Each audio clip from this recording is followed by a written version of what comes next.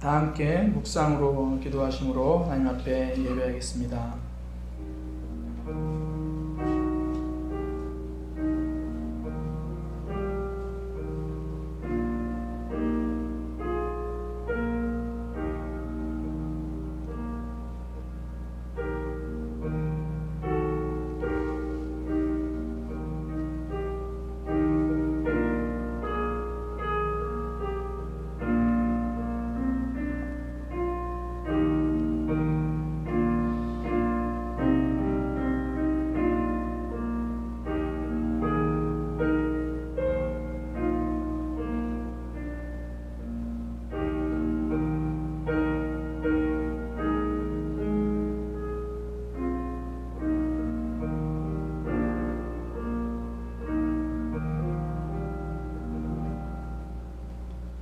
하나님, 이 시간 하나님 앞에 예배합니다. 분주한 마음 내려놓고 하나님에게 집중하는 시간 되게 하여 주옵소서. 주일에 드려지는 이 예배가 우리의 영혼을 살리는 시간 되게 하시고, 일주일간의 우리의 삶의 예배를 이 시간 고백하는 예배 시간 되도록 인도하여 주옵소서. 주님 홀로 영광 받으시는 시간 되게 하여 주옵소서. 예수님의 이름으로 기도드립니다. 아멘. 다 함께 사도신경으로 신앙 고백하겠습니다.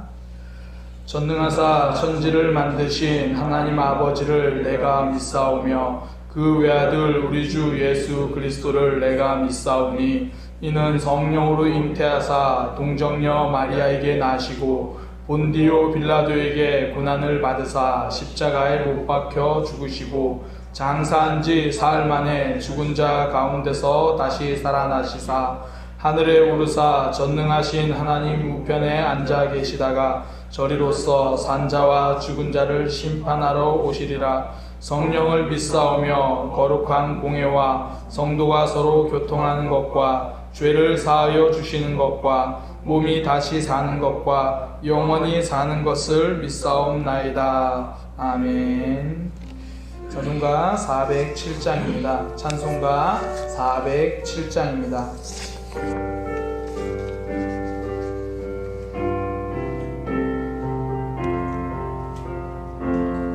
그와 함께 나 죽었으니 구주와 함께 나 살았도다. 영광의 그날에 이르도록 언제나 주만 바라봅니다. 언제나 주는 날 사랑하사 언제나 새 생명 주시나니 영광의 그날에 이르도록 언제나 주만 바라봅니다. 마음속에 시험을 받을 때와 무거운 근심이 있을 때에 주께서 그때도 같이 와서 언제나 나를 도와주시네. 언제나 주는 날 사랑하사 언제나 새 생명 주시나니 영광의 그날에 이르도록 언제나 주만 바라봅니다.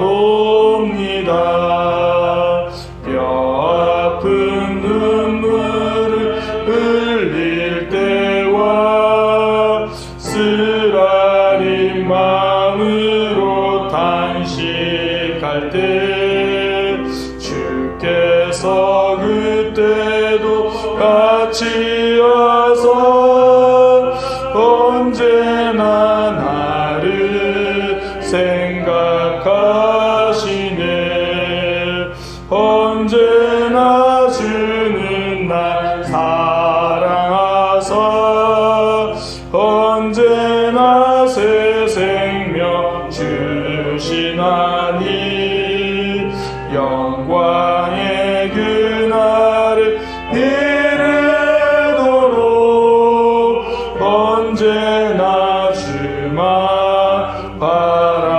바라봅니다. 내 몸의 약함을 아시는 주, 못 고칠 질병이 아주 없네. 괴로운 날이나 기쁜 때나 언제나 나와 함께 계시네. 언제나 주는 나 사랑하사 언제나 새 생명 주시나니. 영광의 그날에 이르도록 언제나 주만 바라봅니다.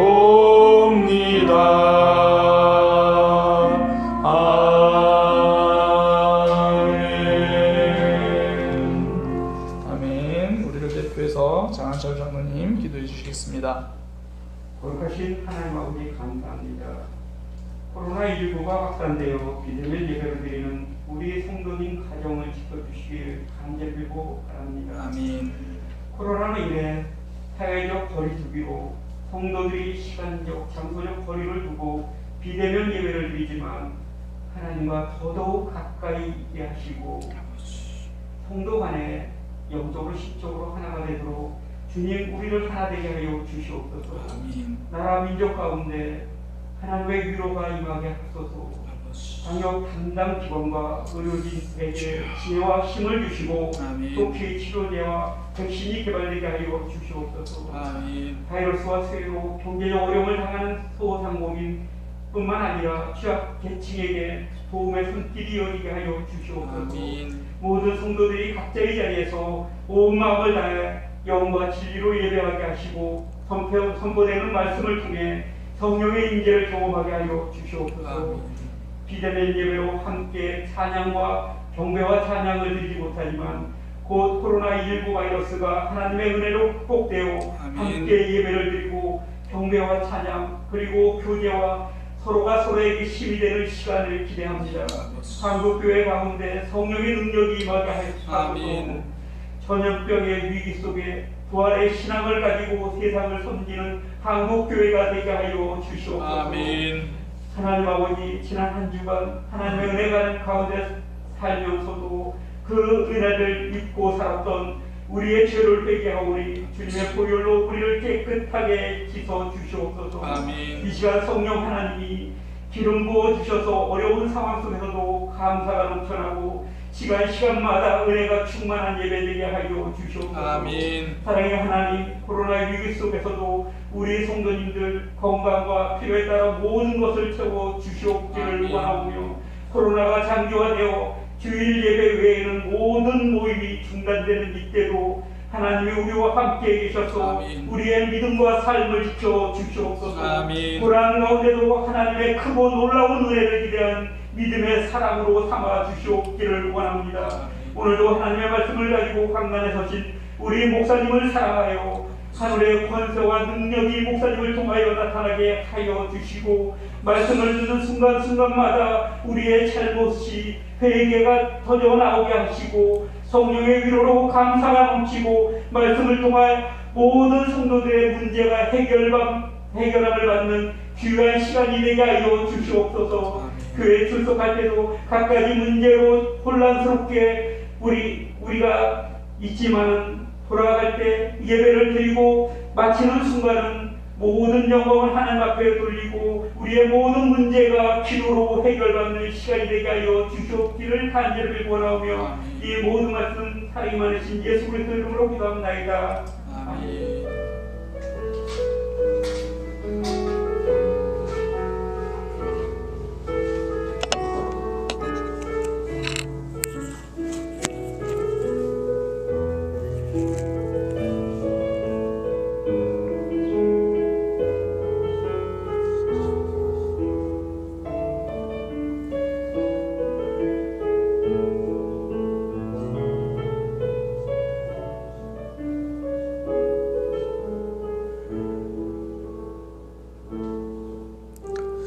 다 함께 가정별로 준비하신 예물 하나님 앞에 드리겠습니다.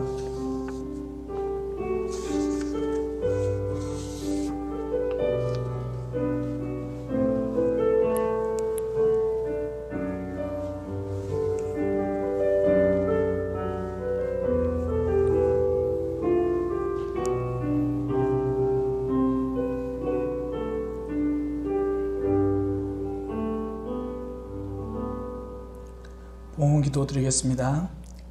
하나님, 이 시간 가정에서 또 여러 모양으로 하나님 앞에 예배하면서 또 주님 앞에 물질을 드립니다. 우리 삶의 모든 것이 주님께로부터 온 것임을 고백하는 마음으로 드리니 주님께서 받으시고 우리의 삶 또한 하나님이 공급하시는 것들로 차고 넘치는 삶이 되도록 인도하여 주옵소서. 주님, 이 물질이 쓰이는 곳곳마다 하나님의 사랑이 드러나고 하나님 나라가 확장되는 역사가 있게 하여 주옵소서. 우리의 마음과 믿음과 사랑과 헌신을 담아서 드렸습니다. 주님께서 받아 주옵소서.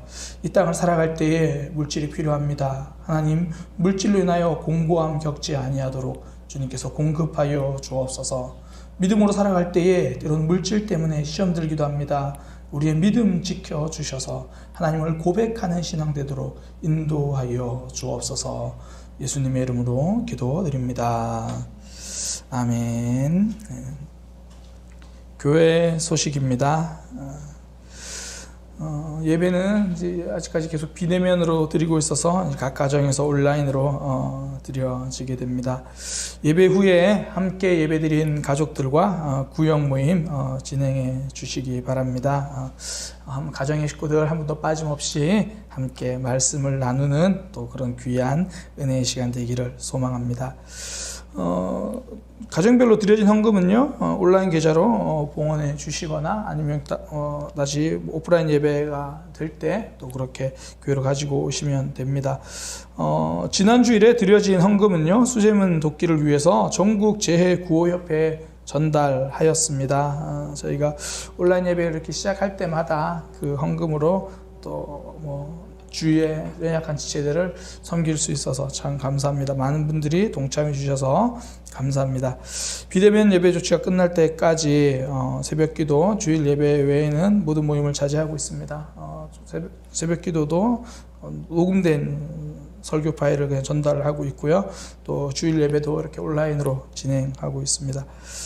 제가 개인적으로 참 기쁜 소식인데요. 제가 두 번째 책이 나왔습니다. 하나님 순종이 어려워요. 이 책이 출간되었습니다. 원래 오늘 딱 보여드려야 되는데 인쇄소에서 내일 나온답니다. 그래서 아마 화요일, 늦어도 수요일쯤이면 넉넉하게 목요일이라고 말해야겠네요. 넉넉하게 목요일쯤이면 교회 2층에다가 각 가정별로 한 권씩 가져가실 수 있도록 이렇게 준비해 놓을 거예요. 그래서 오며 가며 혹여나 교회로 들르실 분들은 이렇게 가지고 가시면 되고요. 다 각 가정에 이렇게 가장들 이름을 다 붙여 놓도록 하겠습니다. 하시고 혹여나 이렇게 거리두기나 여러 상황 때문에 여의치 않으신 분들은 또 다음 주일날 또 가져다 드리도록 하겠습니다. 성도님들 얼굴도 뵙고 그래서 또 저희가 갈 수 있는 곳은 또 가져다 드리기도 하고, 아니면 또 교회 가까우신 분들은 수요일 목요일쯤 2층에 보시면 이렇게 각 가정별로 책을 한 권씩 이렇게 준비해 놓도록 하겠습니다. 그렇게 해서 가지고 가시면 되겠습니다. 하나님 순종이 어려워요. 우리의 고백이죠. 그렇게 책이 나왔습니다. 코로나 사태 추이를 지켜보면서 추가 대응 방안 계속해서 모색하도록 하겠습니다. 무엇보다 교회와 성도님들의 가정과 믿음, 건강을 위해서 기도해 주시기 바랍니다. 우리 옆에 있는 지체들 또 우리 가족들끼리 서로 보면서 인사하겠습니다. 사랑의 교회는 삶의 변화를 경험하는 교회입니다. 경험하는 우리 교회는 믿음과 삶이 성장하는 교회입니다. 마지막 인사죠. 제 믿음이 성장하고 있습니다. 우리 그렇게 믿음이 성장하기 위해서 하나님 말씀 함께 보도록 하겠습니다. 사도행전 말씀입니다. 사도행전 7장 1절에서 8절까지 말씀입니다. 사도행전 7장 1절에서 8절까지 말씀입니다. 사도행전 7장 1절에서 8절까지 우리 한 목소리로 우리 모든 식구들 다 함께 합독하도록 하겠습니다. 대제사장이 이르되 이것이 사실이냐? 스데반이 이르되 여러분 부영들이여 들으소서. 우리 조상 아브라함이 하란에 있기 전에 메소포타미아에 있을 때에 영광의 하나님이 그에게 보여 이르시되 내 고향과 친척을 떠나 내가 내게 보일 땅으로 가라 하시니 아브라함이 갈대아 사람의 땅을 떠나 하란에 거하다가 그의 아버지가 죽음에 하나님이 그를 거기서 너희 지금 사는 이 땅으로 옮기셨느니라. 그러나 여기서 발붙일 만한 땅도 유업으로 주지 아니하시고 다만 이 땅을 아직 자식도 없는 그와 그의 후손에게 소유로 주신다고 약속하셨으며 하나님이 또 이같이 말씀하시되 그 후손이 다른 땅에서 나그네가 되리니 그 땅 사람들이 종으로 삼아 400년 동안을 괴롭게 하리라 하시고 또 이르시되 종 삼는 나라를 내가 심판하리니 그 후에 그들이 나와서 이곳에서 나를 섬기리라 하시고 할례의 언약을 아브라함에게 주셨더니 그가 이삭을 낳아 8해 만에 할례를 행하고 이삭이 야곱을 야곱이 우리 12조상을 낳으니라. 아멘. 사도행전 7장 1절에서 8절 말씀을 통해 내 삶에 하나님의 흔적이 있다라는 제목으로 하나님 말씀 증거하도록 하겠습니다. 나의 삶에는, 우리의 삶에는, 성도의 삶에는 하나님의 흔적이 있습니다. 너무 멀어서 못 보는 것도 있지만 죄송합니다. 너무 가까워서 보지 못하는 것도 있습니다. 철학자 탈레스, 그는 철학자이면서도 수학자이기도 했거든요. 수학이 굉장히 또 뛰어난 사람이었습니다. 사람들이 피라미드의 높이가 궁금한 거예요. 도대체 피라미드의 높이는, 이 수직 높이는 도대체 얼마일까 궁금해하니까 이 탈레스가 피라미드의 높이를 정확하게 측정했습니다. 사람의 키와 그림자의 길이가 같아지는 그 시각을 눈여겨봤다가요, 그 시각에 피라미드 그림자의 길이를 잰 겁니다. 그래서 피라미드 높이를 계산한 거죠. 그러니까 철학자이고 수학에 뛰어났습니다. 또 천문학에도 굉장히 능통했던 사람입니다. 그러니까 별자리를 보고 홍수가 날지 가뭄이 들지 그거를 이제 알 수 있었다고 하거든요. 한 번은 이렇게 하늘을 보면서 올해는 올리브 농사가 풍년이 들 것이다 이렇게 예측을 한 거예요. 그래가지고 이 올리브 기름을 짜는 기계를 본인이 다 빌려버린 거예요. 그러니까 올리브가 풍년이니까 보관하기 위해서 기름을 짜야 되는데 결국은 그래서 돈을 굉장히 많이 벌기도 한 사람입니다. 그러니까 하늘을 보고 앞날을 예측할 수 있었던 탈레스. 그런데 그는 정작 자기 앞에 눈앞에 있는 우물을 보지 못해서 죽었습니다. 멀리 있는 하늘, 밤하늘의 별을 보았지만요, 남들보다 더 잘 볼 수 있었지만 발밑에 있는 우물을 보지 못해 거기 빠져서 죽은 거예요. 그러니까 가까이 있는 것일수록 놓치기 쉽습니다. 부모님의 사랑이 그렇잖아요. 그러니까 변함없이 사랑해 주시기 때문에 특별한 줄을 모릅니다. 제 조카 이야기인데요. 둘째 조카가 지난 2월 17일에 이제 군대를 갔습니다. 그전에는 사실 자기 엄마, 그러니까 저희 누나죠. 자기 엄마에게 늘 툴툴대던 뭐 그런 녀석이었어요. 그러니까 곁에 있을 때는 부모의 사랑을 뭐 당연하게 여긴 거죠. 감사한지 잘 모르고. 근데 군대를 가더니 달라지더라고요. 지난 3월에 저희도 온라인 예배를 드렸지만 전국적으로 코로나가 1차 대유행을 했잖아요. 그때는 마스크가 품귀 현상이 있었잖아요. 그 훈련병이던 조카가 울산 집에다 편지를 보냈는데 그 속에 안부를 전하는 편지와 함께 마스크가 들어있는 거예요. 편지 내용이 이렇습니다. 코로나 때문에 걱정되어서 보급받은 마스크를 보냅니다. 지급받은 거 안 쓰고 모았는데 많이는 못 보냅니다. 저는 마스크 다른 걸로 잘 쓰고 있으니 괜한 걱정 않으셔도 됩니다. 감동이더라고요. 곁에 있을 때는 늘 부모 사랑 받기만 하던 녀석이 떨어져 있으니까 그 사랑 고마운 줄 알게 된 거죠. 그러니까 그동안은 가까이 있어서 놓쳤던 그런 사랑입니다.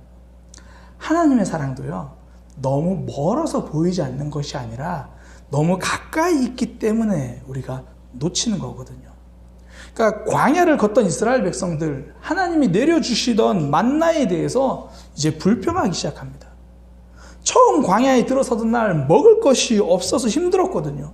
그때 하나님이 만나를 내려주셨습니다.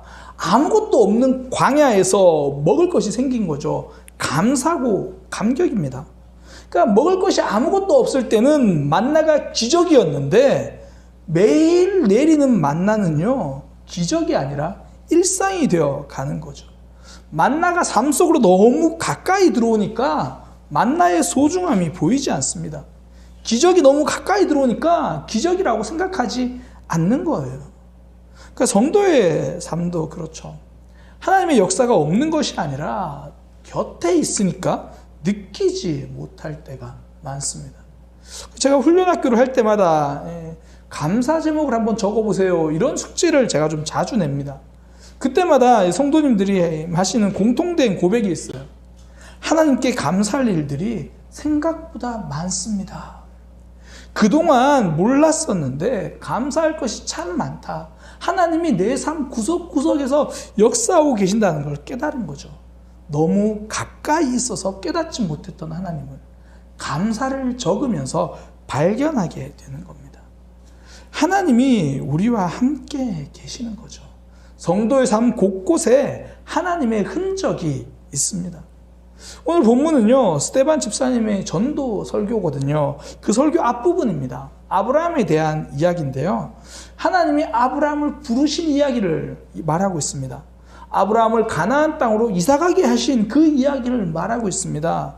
아브라함에게 약속하셨던 이야기, 하나님이 아브라함 삶 속에서 역사하셨던 이야기를 말하고 있습니다. 아브라함의 삶에는 하나님의 흔적이 선명하게 들어있는 거예요. 우리 성도들의 삶에도 하나님의 흔적이 선명하게 드러나 있습니다. 모든 부모님들이 그렇듯이 성도님들 가운데는 자녀들의 믿음 생활 때문에 염려하시는 분들이 있거든요. 우리 아이들이 신앙생활 좀 잘했으면 좋겠다. 기도 생활도 잘했으면 좋겠고, 예배도 정말 잘 드렸으면 좋겠고, 거룩한 삶을 살았으면 좋겠다. 그 바람이 깊어지니까 염려로 이어지는 거예요. 그때마다 저는 그분들에게 반대로 질문을 해요. 집사님, 1년 전과 지금 그 친구, 그 자녀의 신앙이 달라졌나요? 1년 전의 모습에 비해서 지금은 어떤가요? 6개월 전에 비해서 지금의 모습은 어떤가요? 이런 질문을 드리면요, 걱정하던 얼굴이 기뻐하는 얼굴로 달라집니다. 목사님, 엄청 달라졌죠. 아직은 부족하지만 1년 전에 비하면, 6개월 전에 비하면 많이 달라졌죠. 1년간의 성장은 하나님의 흔적입니다. 그러니까 부모 입장에서는 자녀를 위한 기도가 이루어진 응답의 흔적이고요. 자녀의 입장에서는 하나님이 그를 붙들고 계시니까 그 은혜의 흔적이 되는 겁니다. 그러니까 그 전까지는 성도 자녀들의 눈앞의 모습만 보니까 걱정했는데, 그 속에서 일하신 하나님의 흔적을 보니까 걱정이 기대로 달라지는 거죠. 삶 속에서 하나님의 흔적을 발견하면요, 걱정하던 내일도 기대하는 미래, 내일로 달라지는 겁니다. 반면에요, 삶에서 하나님의 흔적이 보이지 않으면 오늘 아무리 좋은 일이 있어도 과연 내일은 어떻게 될까 염려하고 걱정이 됩니다. 그 사사기에 등장하는 기드온을 보면 잘 알 수 있죠. 미디안 군사들이 이제 막 몰려오고 맨날 뺏어가고 하니까 지금 기드온이 그 미디안 군사들을 피해서 몰래 곡식을 타작하고 있어요. 그러니까 지금 먹을 것이 있는데도 조마조마한 거예요. 지금 내 삶에 공급이 있는데도 걱정이 되는 거죠. 마음이 불안합니다. 왜 이렇게 숨어서 기드온이 타작하고 있습니까? 그가 많이 소심해서 그럴까요? 그가 우리보다 더 겁쟁이라서 그럴까요? 간이 작아서 그럴까요? 삶 속에서 하나님의 흔적을 보지 못해서 그렇습니다. 미디안의 공격은 보이는데 하나님의 역사는 보이지 않는 거예요. 천사가 찾아가가지고 기드온에게 말하니까 기드온의 첫 번째 대답이 뭐냐면, 하나님이 함께 계시면 이런 어려움이 있겠습니까? 그러니까 내 삶에서 하나님의 역사도 없는 것 같고, 내 삶에서 하나님의 응답도 없는 것 같고, 아무리 둘러봐도 하나님의 흔적이 없다라고 생각되어지니까 염려되고 걱정되고 두려운 겁니다. 상황이 힘들어서 좌절하는 것이 아니라 내 삶에서 하나님의 흔적을 발견할 수 없으니까 좌절합니다. 그때 천사가 한 일이 딴 게 아니고요. 기드온에게 하나님의 흔적을 남겨주는 그 일을 한 거예요. 그러니까 기드온의 입장에서는 그 찾아온 천사가 사람인 줄 알았거든요. 그냥 선지자가 말한 건 줄 알고 그 말씀 들었으니까 하나님께 제물을 드려야지, 하나님께 제사를 드려야지, 그런 마음으로 이제 제물을 가지고 와요. 그랬더니 천사가 그 바위 위에 올려둬라 그러고는 바위에서 불이 나와서 그걸 태워버리는 겁니다. 기드온이 깜짝 놀라죠. 하나님이 역사하시는구나. 하나님의 흔적을 발견하게 되는 겁니다. 기드온은 지금까지 하나님이 침묵하신다고 생각하셨는데 기드온의 삶 속에, 이스라엘 백성들의 삶 속에는 하나님의 흔적이 새겨지기 시작하는 거죠. 그때부터 좌절하던 기드온이 승리하는 기드온이 되어 갑니다. 삶에서 하나님의 흔적을 발견하게 되니까 어려움 속에서도 좌절하지 않는 거죠. 그러니까 성도가 하나님 앞에 기도하는 이유는요, 내 삶에서 하나님의 흔적을 내 삶 속에 새겨놓기 위해서거든요. 그러니까 기도는 흔적 만들기입니다. 흔적 새기기죠. 김현수 목사님이 부산교회에서 처음으로 청년부를 맡으면서요, 부산교회 청년들과 이 소규모로 기도 모임을 시작했습니다.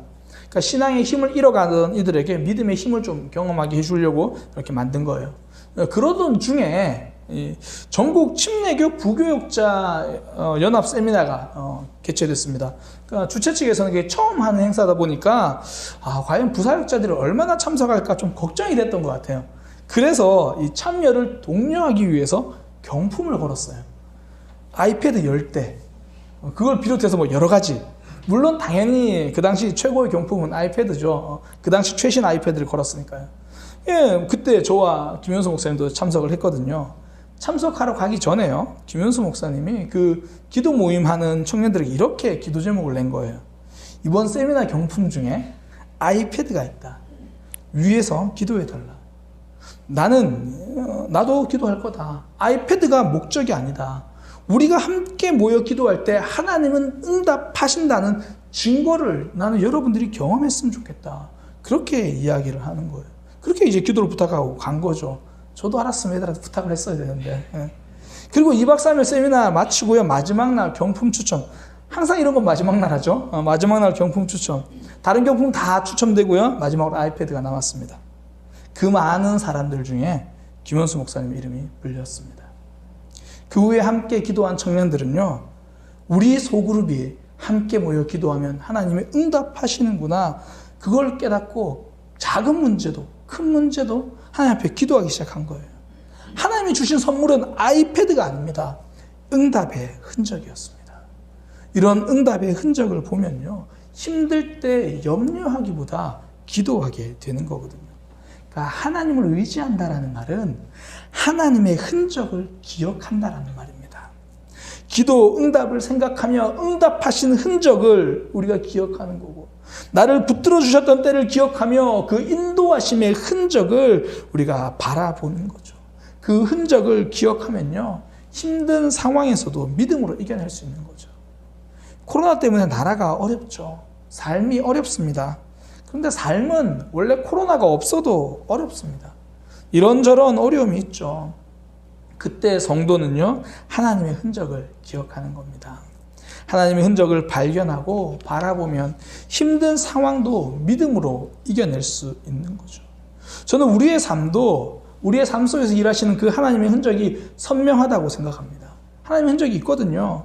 오늘 본문을 통해서 우리의 삶 속에서 하나님은 어떤 흔적을 남겨주셨는지 그걸 좀 함께 살펴보려고 합니다. 먼저는요, 부르심 속에 있는 은혜의 흔적입니다. 하나님이 아브라함을 메소포타미아에 있을 때 불러주셨거든요. 이건 뜻밖의 은혜입니다.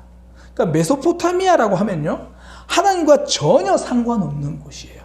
그러니까 오늘날로 말하면 전혀 기독교가 없던 곳에서 그 지역에 있는 사람 중에 한 명을 하나님이 부르셨다라는 말이죠. 그러니까 예를 들어 이런 거 이렇게 생각하면 되겠죠. 뭐 인도는 뭐 선교사님들이 더 계시긴 하지만 일반적으로 인도 그러면 전부 힌두교를 믿고 있잖아요. 힌두교, 불교 뭐 그런 인도 마을에 있는 한 청년을 불러가지고 이스라엘 땅으로 가라 뭐 이런 의미예요.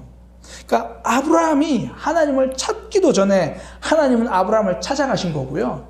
아브라함이 하나님을 부르기도 전에 하나님이 먼저 아브라함을 불러주셨습니다. 그러니까 하나님의 부르심은 뜻밖의 은혜입니다. 그러니까 믿음의 출발은요, 죄인을 불러주신, 하나님과 상관없는 사람을 불러주신 은혜입니다. 로마서 5장 8절, 우리가 아직 죄인 되었을 때에 그리스도께서 우리를 위하여 죽으심으로 하나님께서 우리에 대한 자기의 사랑을 확증하셨느니라. 우리가 죄인 되었을 때 불러주신 뜻밖의 은혜죠. 믿음의 백성들은요, 자격 없는 나에게 찾아오신 그 하나님의 뜻밖의 은혜가 있는 사람들입니다. 제가 만난 분들 중에서도 이 교회 문제 때문에 교회에 오신 분들이 있거든요. 그러니까 도저히 해결할 수 없는 문제를 만나서 지푸라기라도 잡고 싶은 심정으로 교회를 왔어요. 그런데 하나님이 그분의 문제를 해결해 주신 거예요. 뭐 정말 급하게 돈이 좀 필요했는데 그 문제가 딱 상황에 맞게 딱 필요한 때 해결이 된 겁니다. 그리고 나서 그분이 은혜를 고백하더라고요. 하나님의 은혜를 고백하는 거죠. 그러니까 그동안 이 교회를 다닌 것도 아니고 그렇다고 기독교에 본인이 호의적인 것도 아니었대요. 굉장히 기독교는 부정적이었고, 그러니까 하나님이 자신의 삶만 보면 도저히 그 해결해 주실 이유가 없더라는 거예요. 그러니까 꼭 메소포타미아에 있는 아브라함과 같은 하나님과 전혀 상관없는 그런 삶인 거죠. 그러니까 본인이 하는 말이 그래요. 흔히 말해서 염치가 있지. 그러니까 너무 답이 없어서 지푸라기 잡고 싶은 심정으로 하나님께 나왔는데 그럴 때 해결을 받은 거예요. 그러니 하나님을 믿을 수밖에 없죠. 응답 받을 수 없는 사람이 뜻밖의 하나님의 은혜를 경험한 겁니다. 사실 저도 그래요. 초등학교 때부터 교회를 다녔지만 하나님을 제대로 믿은 적은 없거든요. 솔직히 성경 이야기가 저는 믿어지지 않았습니다. 그런 저에게 하나님이 찾아오셔서 하나님을 믿을 수 있도록 만들어 주셨거든요. 뜻밖의 은혜입니다. 생각지도 않고 기대하지도 않던 은혜죠. 그러니까 그러다 보니까 저는 가끔 하나님 앞에 뻔뻔할 때가 있습니다. 그러니까 말씀에 잘 순종하지 못하고 연약하고 넘어질 때면 하나님 앞에 제가 좀 뻔뻔하게 기도를 해요. 하나님, 제가 원래 하나님 전혀 안 믿고 있을 때 하나님이 저를 구원해 주셨잖아요. 제가 하나님 없다라고 생각하고 있을 때 저를 구원해 주셨잖아요. 그러니 이번에도 그냥 저 연약하니까 용서해 주세요. 저는 여전히 죄인이니까 주님께서 책임져 주세요. 자꾸 순종하라 말씀하시는데 저는 순종할 수 없으니까 순종할 수 있는 힘을 주세요. 저 넘어져도 하나님께 뻔뻔한 거죠. 왜 그러냐면 저 자신에게 기대하지 않기 때문입니다. 그 하나님의 뜻밖의 은혜를 기억하니까 넘어져도요 좌절하지 않는 거예요. 저를 기대하지 않으니까 다시 하나님을 붙드는 거죠. 자신에게 기대가 큰 사람은요 본인이 넘어진 것을 잘 용납하지 못해요. 한 번 넘어지고 나면 잘 일어서지 못합니다. 뭐 정치인 이야기라서 그런데요. 얼마 전에 세상을 떠난 박원순 시장, 그 성추행 의혹이 제기되자 극단적인 선택을 했잖아요. 저 진실은 모르겠어요. 그런데 그가 왜 그런 선택을 했는지는 알겠어요. 자기 자신에 대한 기대감 때문이거든요. 그는 1993년 우리나라 최초로 제기된 성희롱 사건의 변호사를 맡은 사람입니다. 서울대 우조교 성희롱 사건이라는 사건인데요. 서울대 교수가 이 조교를 지속적으로 성희롱했고 이를 거부하자 불이익을 준 사건입니다. 그 당시 변호사였던 박 시장은 이 사건을 맡아서요 6년이라는 시간 동안 사회적 통념과 압력을 견디면서 결국 승소했습니다. 그러니까 당시 사회적 분위기는 지금과 달라요. 그러니까 우조교는 사회적으로 크게 공감받지 못하는 그런 상황일 수 있는 거죠. 사회생활 하다가 뭐 그것도 뭐 그럴 수도 있지 뭐 이런 분위기거든요. 그런데도 그 당시에 박 시장은 그 여성의 편에 서서 끝까지 싸웠습니다. 그런 사람이다 보니까 그 사람에 대한 사회적 기대가 있는 거예요. 자기도 자기 자신에 대한 스스로 자기의 삶에 대한 기대가 있는 거거든요. 그러다 보니까 무엇보다 다른 게 아니고 성추행 의혹이니까 견디기 힘든 오명인 거죠. 그러니까 나 자신에 대해서 기대가 큰 사람은요, 한 번 넘어지면 좌절합니다. 일어서지 못하는 거예요. 성도는 나 자신을 기대하지 않는 사람이에요. 넘어져도 뜻밖의 은혜를 주셨던 그 하나님을 기대하는 사람이거든요. 그러니까 나 자신의 모습을 아는 거죠. 기독교 고전입니다. 철로 역정이라는 책이에요. 이 주인공의 이름이 크리스천 이렇게 나와요. 이름들이 되게 다 의미가 있거든요. 주인공 이름이 크리스천인데 그 크리스천이 이제 믿음의 길로 가는 여정을 비유적으로 잘 표현한 굉장히 재밌는 소설입니다. 그 하나님 나라로 가던 주인공 크리스천이 중간에 한 저택에 들르게 됩니다. 그 저택 문 앞에서 문지기를 만나서 하룻밤 묵게 해달라고 이제 부탁을 해요. 그때 문지기가 물어요. 당신의 이름은 무엇입니까? 그때 주인공 크리스천이 이렇게 대답합니다. 제 이름은 크리스천이지만 원래는 그레이스 러스였습니다. 이렇게 이야기를 합니다. 그레이스 러스, 그러니까 영어 볼품 없는, 가망 없는 그런 뜻이에요. 원래는 저는 그레이스 러스였어요. 원래 제 이름은 크리스천이 아니라 가망 없는 그런 사람이었습니다. 이 그레이스 러스라는 게요, 이 어원을 보면 그레이스가 은혜거든요. 러스, 리스, 이건 없는 그 말이에요. 원래 저는 은혜가 없었으면 가망 없는 그런 사람이었습니다. 크리스천은 원래 자기 자신에게 기대할 수 없는 사람인 걸 알고 있는 거죠. 그러니 넘어져도 그래 나는 원래 연약하니까 그러면서 좌절하지 않고 하나님 붙드는 겁니다. 포기할 이유가 없죠. 하나님도 우리를 포기하지 않고 불러주셨잖아요. 내가 확신하노니 사망이나 생명이나 천사들이나 권세자들이나 현재일이나 장래일이나 능력이나 높음이나 깊음이나 어떤 피조물이라도 우리를 우리 주 그리스도 예수 안에 있는 하나님의 사랑에서 끊을 수 없으리라. 이게 하나님이 우리에게 하신 약속이거든요. 성도의 삶에는 부르심의 흔적이 있습니다. 뜻밖의 은혜죠. 그 흔적을 기억하면 넘어져도 좌절하지 않습니다. 어떤 모습이든지 처음보다는 더 나은 모습이잖아요. 그러니 좌절할 이유도 없고 포기할 이유도 없습니다. 하나님이 우리를 포기하지 않으시니까 다시 일어서서 한 걸음 더 또 걸어가는 삶을 살아가는 거죠. 저와 여러분의 삶 속에서는 그 뜻밖의 은혜, 구원의 흔적이 있다라는 겁니다. 두 번째는요, 인도하심의 흔적이 있습니다. 인도하시라는 게 뭐냐면 우리를 혼자 두지 않으신다는 거거든요. 그러니까 아브라함은 하나님의 약속을 붙들고 가나안 땅으로 갔습니다. 말씀을 따라 갔는데 내 땅이 없어요. 오늘 본문에 보니까 발붙일 만한 땅도 없다. 발붙일 만한 땅은 없는데 하나님은 계십니다. 창세기 21장에 보면 이제 이런 사건이 나오는데요. 그 땅의 유지였던 아비멜렉이 아브라함을 찾아오는 장면이 등장합니다. 그 땅의 유지가 아브라함을 찾아와서 이렇게 말해요.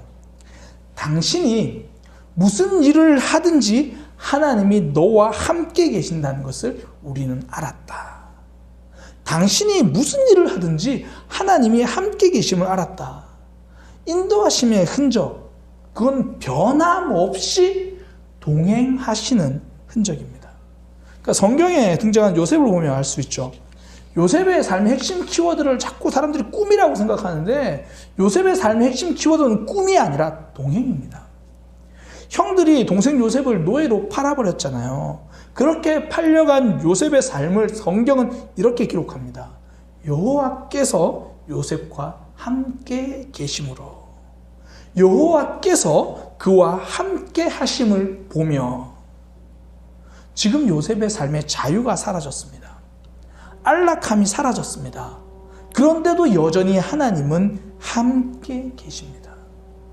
이후에 강간범이라는 억울한 누명을 쓰고 감옥에 들어가서도 마찬가지입니다. 이제 진실이 사라졌잖아요. 어떻게 보면 사회적으로 도덕성도 사라졌습니다. 그래도 하나님은 그와 함께 계십니다. 변함없이 함께 계신 하나님. 다른 것이 다 사라져도 하나님은 함께 계세요. 사람들은 자꾸 없는 것에 주목해서 힘들어하거든요. 지난 몇 주간의 제 삶이 그랬습니다. 지난 몇 주간 개인적으로 많이 힘들었어요. 교회들을 통해서 코로나가 퍼져가는 모습들, 그 이후에 대응하는 모습들을 보면서 마음이 너무 힘들었어요. 그 페이스북이나 이런 걸 보면요, 자성하는 목소리보다 여전히 남 탓하는 글이 계속 올라오는 거예요. 제가 그걸 보면서 이제 정말 기독교는 어떻게 되는가.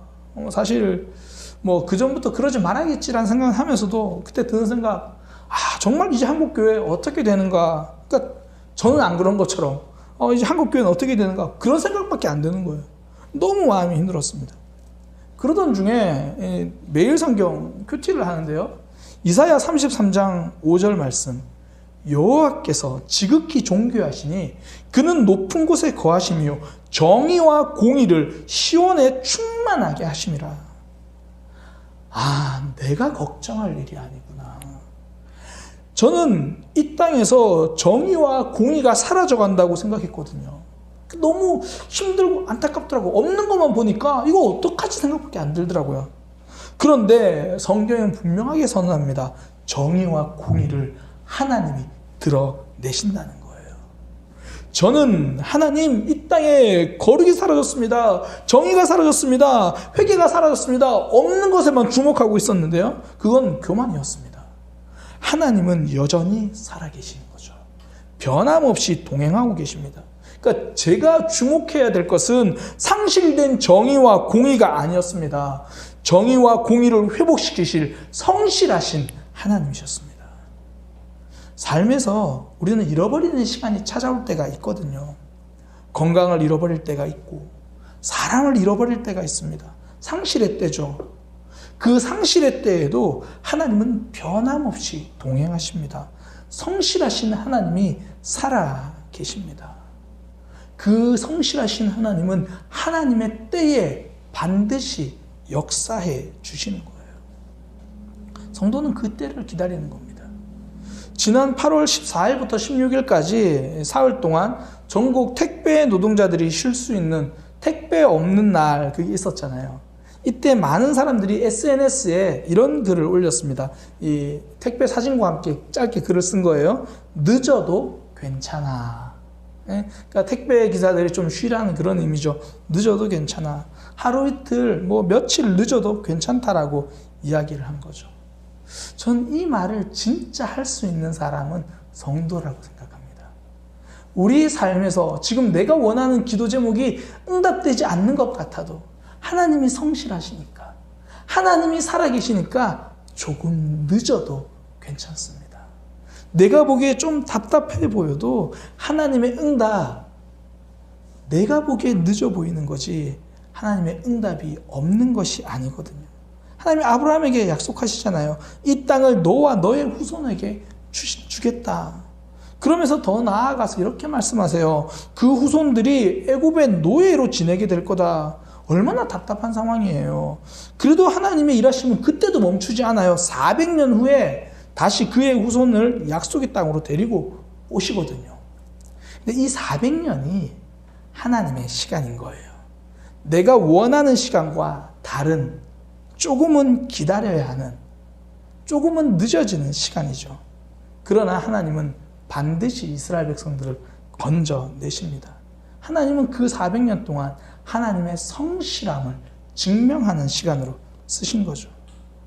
우리는 사라진 것 때문에 힘들어합니다. 그러나 여전히 하나님은 살아 계십니다. 상실의 때에 성실한 하나님을 붙드는 믿음의 삶이 되시기를 소망합니다. 변함없는 하나님의 흔적을 발견하기를 소망합니다. 신앙생활 하다 보면요, 하나님의 사랑이 잘 안 보일 때가 있습니다. 하나님의 사랑이 너무 멀어서 안 보이는 것이 아니라 너무 가까워서 보지 못한 겁니다. 성도에게는 하나님의 흔적이 있습니다.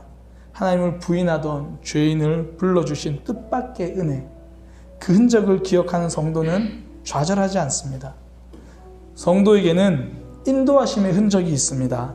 상황은 변해도 변하지 않는 동행, 상실의 때에도 성실하신 하나님, 그 하나님의 흔적을 붙들고 또 한 주를 승리하는 믿음의 삶이 되시기를 소망합니다. 우리 삶 속에서 역사하신 하나님을 우리 함께 찬양하기 원합니다. 주 사랑이 나를 숨쉬게 해. 주 사랑이 나를 숨쉬게 해. 세상 그 어떤 어려움 속에도 주 은혜로 나를 돌보시며 세상 끝날까지 지켜주시네. 주 사랑이 나를 이끄시네. 내가 갈 수 없는 그곳으로 주의 사랑 나를 붙드시며 세상 끝날까지 인도하시네. 님만이 내 아픔 아시며 주님만이 내 맘 어루만지네. 어느 누구도 나를 향하시 주님의 사랑을 끊을 수 없네. 주님만이 내 능력이시며 주님만이 나의 구원이시네. 어느 누구도 나를 향하시 주님의 사랑을 주님만이 내 아픔 아시며 주님만이 내 아픔 아시며 주님만이 내 맘 어루만지네. 어느 누구도 나를 향하시 주님의 사랑을 끊을 수 없네. 주님만이 능력이시며 주님만이 나의 구원이시네. 어느 누구도 나를 향하시 주님의 사랑을 끊을 수 없네. 우리 이 시간 함께 기도하기 원합니다. 우리의 삶 속에 하나님 흔적들이 있습니다. 하나님을 모르고 하나님을 부인하며 하나님과 상관없이 살아가던 우리에게 뜻밖의 은혜를 주신 부르심의 흔적이 있습니다. 하나님과 상관없을 때도 우리를 불러주시고 사랑해 주신 그 하나님, 우리가 넘어질 때도 여전히 우리를 불러주시고 사랑해 주시고 은혜해 주십니다. 하나님, 나의 지금 모습이 참 연약합니다. 부족합니다. 부끄럽습니다. 그러나 나를 부르신 그 하나님의 흔적을 기억하며 다시 일어서겠습니다. 다시 주님 앞에 서겠습니다. 우리 그렇게 기도하고요. 또 우리 삶 속에 인도하신 흔적, 변함없이 동행하신 하나님, 하나님 지금 많은 것이 사라져서 힘듭니다. 어떤 분에게는 건강이, 어떤 부분에는 관계가, 어떤 분에는 하나님이 사라진 것처럼 보이는 그런 아픔들 속에 여전히 성실하게 일하시는 그 하나님을 기대하고 기다릴 수 있는 삶이 되게 하여 주옵소서. 우리 그렇게 함께 기도하겠습니다. 하나님 인도하여 주옵소서. 주님 붙들어 주옵소서.